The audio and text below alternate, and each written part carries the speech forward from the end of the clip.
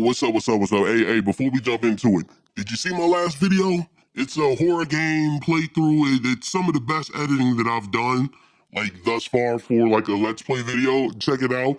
It also has my new intro for all my videos on it, and it's really dope. I promise you, it's really dope. Hey, check it out. Blood and sauce, that's the motto. Crown mob, that's the game. Corner clip,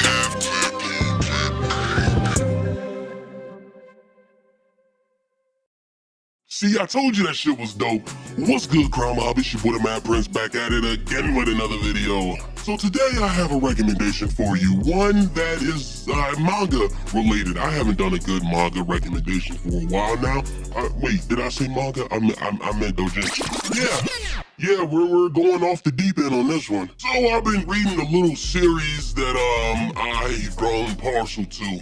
And as your favorite monarch and the purveyor of blood and sauce, I would be remiss not to impart this bit of sauce to you. So now that I've piqued your interest, let me ask you this question. What does Little Sisters and Orc Pussy have in common? Yeah, that brother's starving. Yeah, this conversation just went left real quick, didn't it?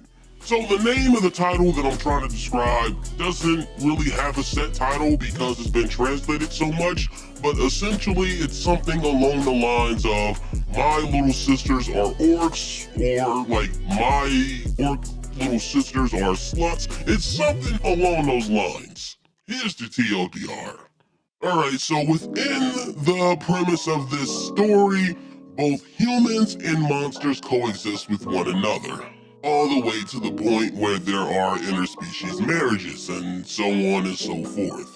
So the main protagonist, naturally a guy, he has an older sister who marries an orc, and of course that gets him in-laws, which, well, let's just say that orcs have very particular needs. So among these new in-laws, he gets a younger sister who he looks after and who lives with him, and so on and so forth. And boy, I hate to say it, but this bitch is, slugging. Do you remember that I just said that orcs, being an entirely different species from humans, have special needs, unique to them? Well, the reason why is that the females of the species go through monthly periods of intense sexual craving. You heard that right, and you know where this is going. Yeah, so basically the reason why little sister-in-law is living with the main protagonist is to satisfy those cravings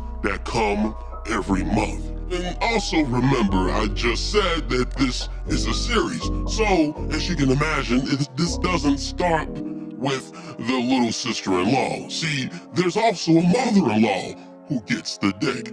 The little sister-in-law has a classmate who gets the dick. And the little sister-in-law has an older sister who is like the older sister-in-law who also gets the dick. And honestly, despite all the debauchery that is going on here, the premise is actually pretty interesting. I won't lie to you. This wouldn't be the first doujinshi that I read where, like, it becomes this sort of urban fantasy story, but the problem with those are that they tend to go balls to the wall with the depraved nature of everything and all the parties involved with the main character. And honestly, it can be a little off-putting. At least with Orc Sister, and that's what I'm going to call the series, just for the sake of convenience. At least with Orc Sister, it's reasonably depraved. And if it wasn't for, like, the orc aspect of the whole series itself, this would probably be just run-of-the-mill vanilla. And that's really saying something, because when orcs get involved in stories like this, it goes 0 to like 150 real fucking quick. And that's because orcs are a combination of a few different tags. They are basically ugly bastards, monsters, and NTR wrapped into one fucking package. And anyone who knows, orcs are literally the poster child of being menaces to anyone who's mildly attractive in stories like this. If you know, you know.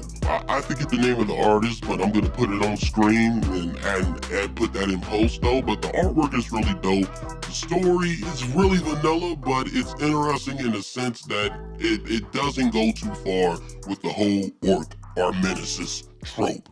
and it's very interesting, and honestly, I thought it was an enjoyable read, and that's just my opinion. So if you're looking for a story that has the thickest monsters, then by all means, check this one out. Alright everybody, that's all the time I have for you today. Thank you for watching. Remember to abuse that sub button, caress that like button, and as always, keep your crowns crooked and stay classy.